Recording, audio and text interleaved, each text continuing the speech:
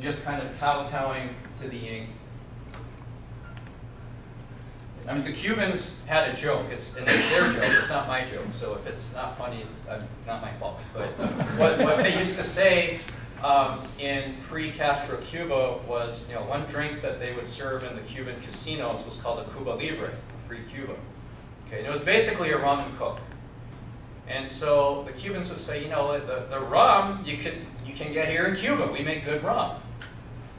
Okay, but Coca-Cola, as you know, comes from the United States, and so this was kind of a sense of, well, half of what we're billing as our national drink is imported, and it's imported, from the United States. So how independent are we if our national drink is essentially, a product of Uncle Sam? Okay, so I think what we've got now is established Cuba poses a danger because they're saying there's a different road to economic development than what the United States is preaching. Okay. And so since this happens in 1959, just to kind of short track the story, Eisenhower's pretty hostile to the Cuban Revolution. Diplomatic relations will be broken after kind of this long back and forth of ugly rhetoric and talk. And by the time John Kennedy gets into office, it's a very, very tense situation. Eisenhower has, whoops, I forgot to put this in. So just some ideas of who Batista is, by the way. Forgot I'd thrown that in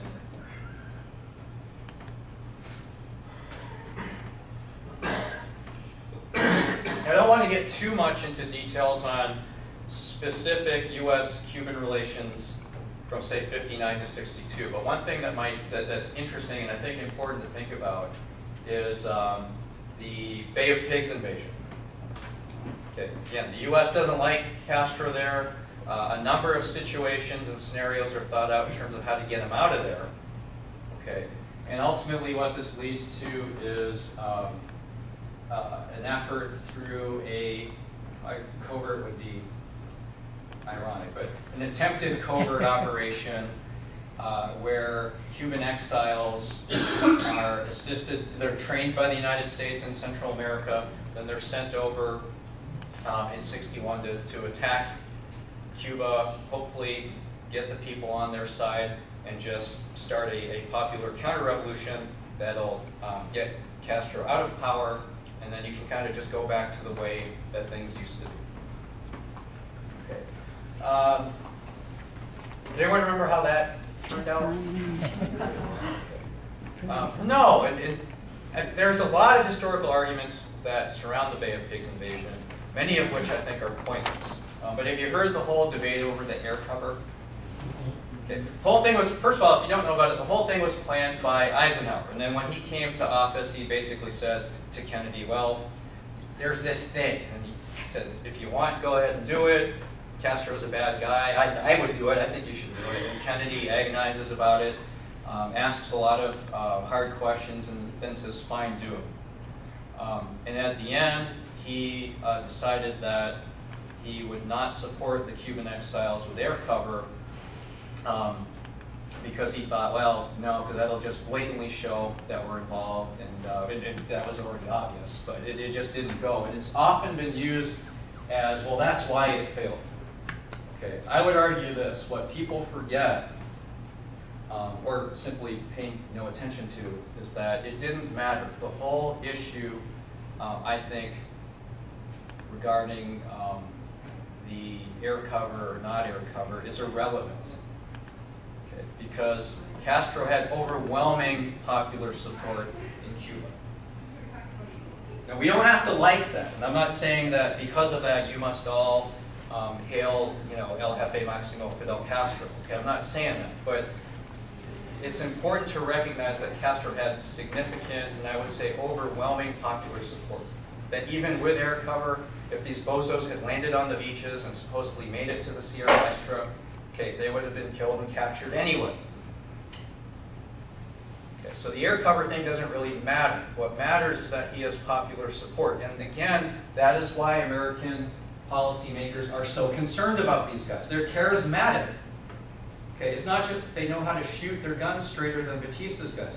They have these beards. They're known as los barbudos. They're macho. Okay, they are men's men. That's what they are. Okay, and the charisma of Fidel and Che and their compatriots extends beyond Latin America, or pardon me, beyond Cuba to other areas of Latin America too. And so now Kennedy has to do something about it, not just specific to Cuba, but in terms of the continent as a whole. And there's where you have the alliance come in. If you take nothing else out of today, okay, I think you need to conceptualize, and it's very helpful to conceptualize of the Alliance for Progress as anti-Castro. Now let's see. If you have the handout here, and you go to the second document, which is John Kennedy rolling out the Alliance for Progress. And I can get this on the website too if you... Actually, at this point, I think we can just hand it out all of them. Who doesn't have one?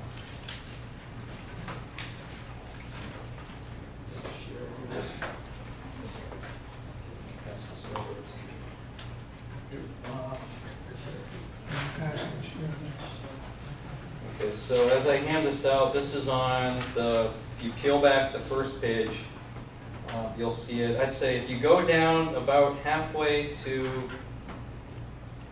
a little past halfway on this second full page here, you'll see Kennedy talking about if we are to meet a problem so staggering, blah, blah, blah. Just take a look at what he's saying there.